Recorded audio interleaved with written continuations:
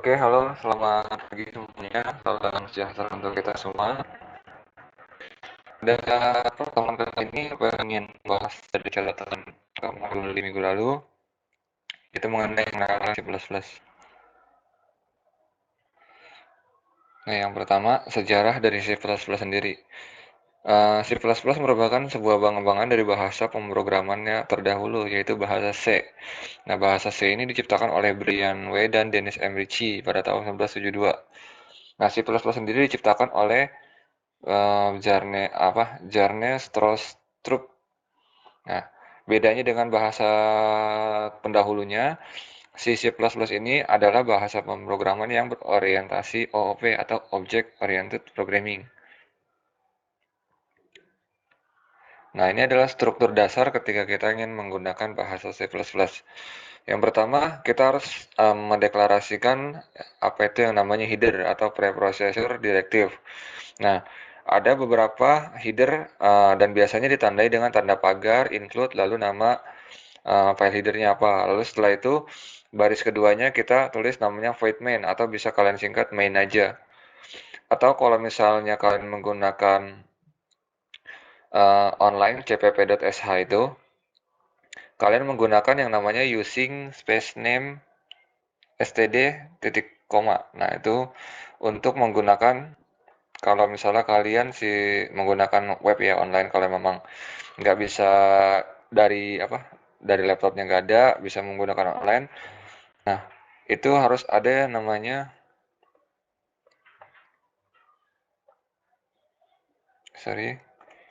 using space name std.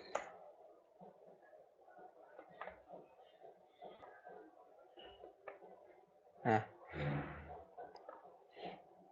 biasanya kalau menggunakan online harus ada yang namanya ini setelah di bawah kita mendeklarasikan judulnya di include itu. Jadi kayak ibaratnya include dan using space name std ini udah jadi dua hal yang wajib ketika kalian mau awal-awal menulis program.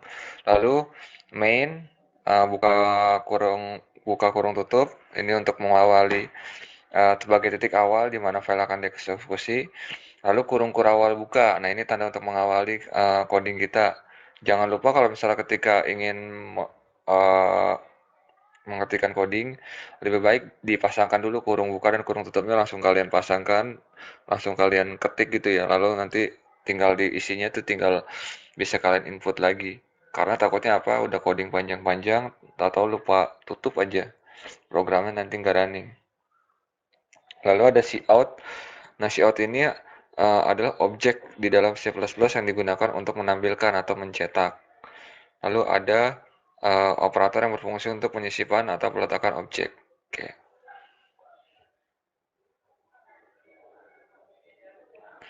Nah, file include dasar input dan output. Nah, yang pertama ada stdio ya, standar input dan output. Lalu ada conio, console input dan output, dan ada iostream. Nah, ini yang paling banyak nanti akan digunakan, yaitu tiga header ini. Jadi kayak ibaratnya ini udah tiga header wajib lah. Habis tiga header wajib include, baru kalian main ya kan, void main. Nah, itu udah wajib ditulis di awal-awal. Nah, terus ada slash n atau n line. Nah, ini untuk berpindah baris, sama seperti kayak kalau kita mengetik itu enter. Nah, kalau dia menggunakan slash n atau n line. Lalu ada slash t, ini untuk tab 7 karakter. Kalau misalnya slash t-nya ada 2, ya berarti tinggal diakumulasi aja. Totalnya berarti jadi 14 karakter, karena slash t ini uh, defaultnya dia cuma 7 karakter. Jadi kayak karakter itu kayak huruf ya. Jaraknya tuh misalnya 7 huruf. Nah, itu jaraknya. Lalu Ctrl F9 untuk menjalankan perintah program. Kalau misalnya F9 aja itu untuk mengecek kira-kira masih ada error enggak dari program atau coding yang sudah kita buat. Lalu ada puts dan gets khusus untuk string. Nah, lalu tanda untuk kita memberi komentar, kita bisa menggunakan tanda garis miring, yang ke mana gitu, garis miring, lalu tanda bintang ini untuk memberi komentar pada beberapa baris. Tapi kalau untuk hanya satu baris, kita bisa menggunakan tanda garis miring 2 seperti yang ada di layar.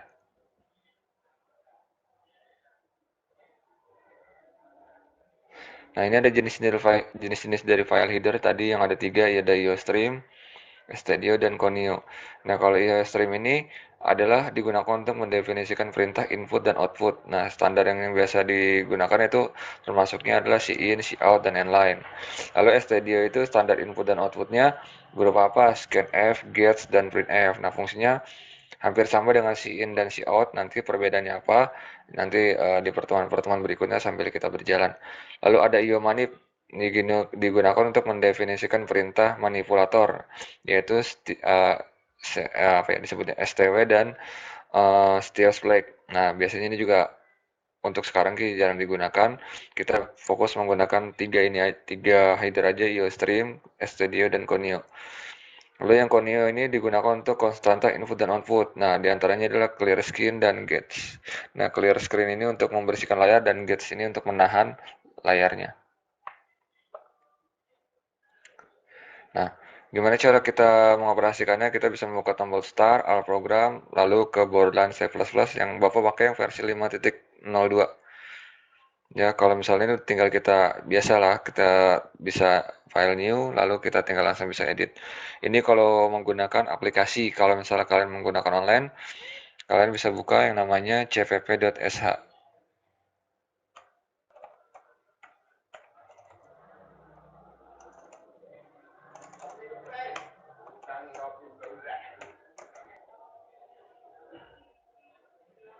Nah, ini juga sama, cuman yang tadi Bapak bilang, kalau misalnya di online kalian harus menggunakan tadi yang namanya using space name std. Jadi ini udah wajib. Jadi supaya nanti coding di bawahnya ini kita nggak usah pakai std lagi. Jadi tinggal kita menggunakan yang namanya cout langsung in. Jadi langsung seperti itu. Jadi kalau misalnya kita menggunakan online, eh kita harus menggunakan yang namanya using space name std gini, ya. Tapi kalau misalnya kita menggunakan langsung ke aplikasi Borderline, kita bisa langsung aja. Nah, ini contoh. Kalau misalnya kalian ini nanti Bapak kirimkan PPT-nya, kalian bisa praktek juga. Nah, kalau void ini sebenarnya opsional ya, bisa ditulis, bisa enggak. Kalian tulis main aja, sebenarnya dia udah bisa running. Nah, ini salah satu contoh. Misalnya, Bapak contohkan.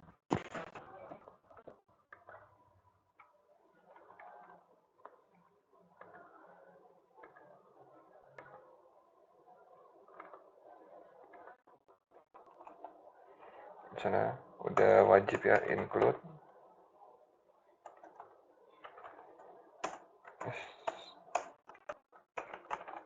Nah, jadi setelah kita include, jangan lupa tanda petik. Kalau misalnya dia nggak tanda petik, nanti dia akan terbacanya error.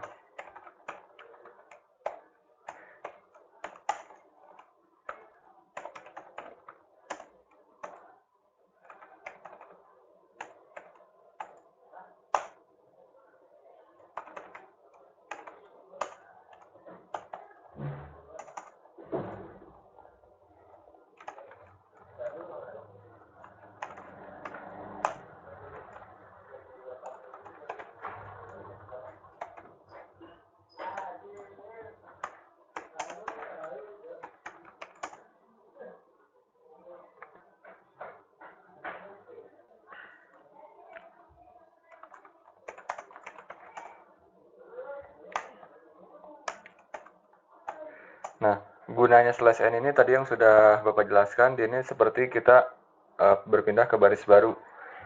Sebenarnya slash n dan n line itu sama-sama berpindah ke baris baru. Perbedaannya apa? Nanti di pertemuan berikutnya akan Bapak jelaskan. Jadi slash t ini untuk tabulasi ya. Mana makanan?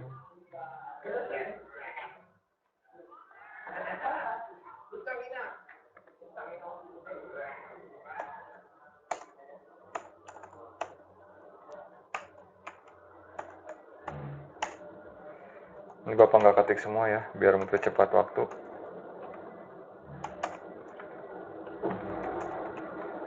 Sorry.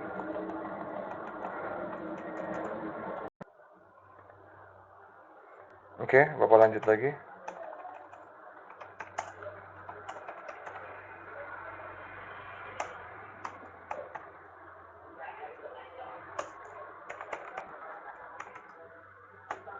Nah, kalau misalnya kalian mau ngecek dia sudah benar atau belum, tekan aja F9.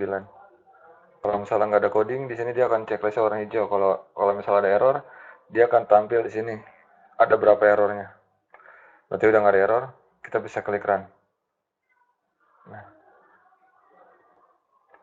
sorry. Ini Bapak close dulu yang ini.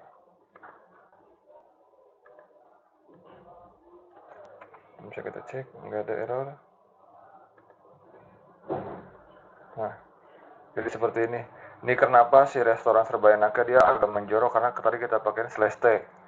Ini kan slash T-nya tabulasi 7 karakter. Nah, kalau misalnya kita pakai slash T-nya 2, dia akan lebih jauh lagi. Tuh. Pahamnya sampai sini. Lanjut lagi. Nah, ini untuk tadi compile Alt F9. Kalau untuk running Ctrl F9 yang ada di atas.